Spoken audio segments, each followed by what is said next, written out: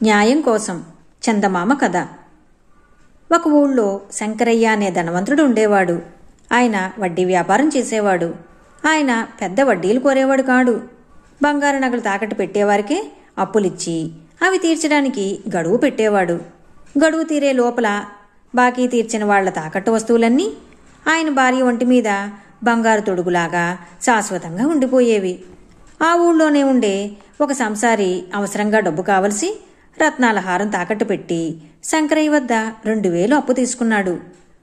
బాకీ తీర్చవలసిన గడువు లోపల ఆయన చనిపోయాడు. ఆయన కొడుకు చాలా వరకు బాకీ తీర్చాడు. కానీ గడువు రోజుకు ఇంకా 200-300 బాకీ మిగిలిపోయింది.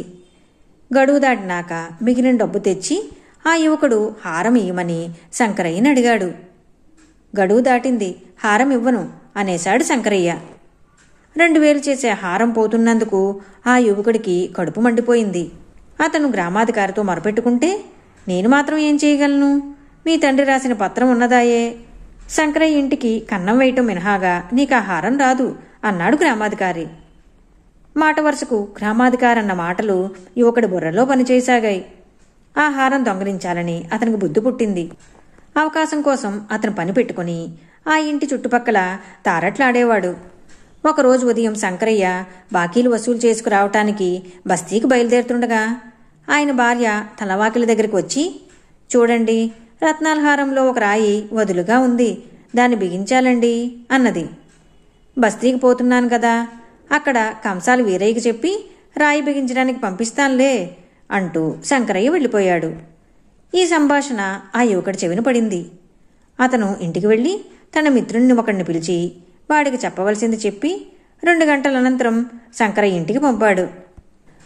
వాడు అమ్మగారు అని పిలవగానే శంకరయ్య భార్య బయటికి వచ్చి, ఎవరు అన్నది. కంసాలి వీరయ్యనమ్మా, అయ్యగారు పంపారు. హారంలో రాయి వదిలైందటగా, బిగించి ఇయ్యమన్నారు అన్నాడు వచ్చినవాడు. నిజమే నాయనా, హారం ఇయ్యమన్నావా అని అడిగింది శంకరయ్య భార్య. ఇయ్యండి, క్షణంలో బిగించి తెస్తాను అని ఆ మనిషి ఆ హారాన్ని తీసుకుని వెళ్ళిపోయాడు. అది అసలు వాడికి చేరింది. ఆ సాయంకాలం భర్త ఇంటికి రాగానే శంకరయ్య భార్య, భలే వాణ్ణి పంపారండి, క్షణంలో తెచ్చిస్తానని తీసుకుపోయి ఆ కంసాలి వీరయ్య ఇంతవరకు రాలేదు. రత్నాల హారం పని ఎప్పటికవుతుందో ఏమో అన్నది. రత్నాల హారమా? పని తొందరలో నేను ఆ మాటే మరిచాను సుమా. బస్తీ నుంచి నేనెవరినీ పంపలేదే అన్నాడు శంకరయ్య.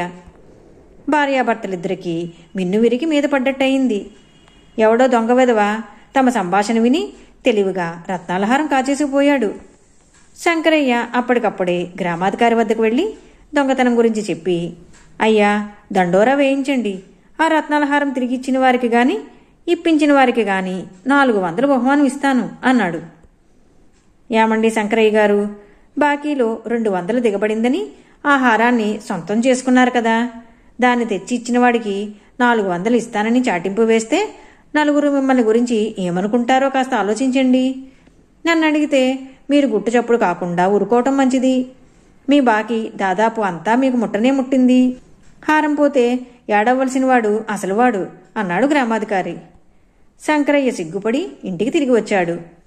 తర్వాత కాసేపటికి యువకుడు వచ్చి, ఇదిగోనండి మీ మిగతా బాకీ 200ను. హారాన్ని దొంగలించిన వాడు నాకు దొరికాడు. హారం నాకు చేరింది. అది ముట్టినట్టు రసీదు రాసిస్తాను, పుచ్చుకోండి అన్నాడు. విధి లేక శంకరయ్య యువకుడు బాకీ పరిష్కారమైనట్లు రాసిచ్చి హారం ముట్టినట్లు అతని నుంచి రసీదు పుచ్చుకున్నాడు. ఈ కథ మీకు నచ్చినట్లయితే లైక్ చేయండి, షేర్ చేయండి. మరిన్ని మంచి కథల కోసం మా సంపత్ ఛానల్ సబ్స్క్రైబ్ చేసుకోండి.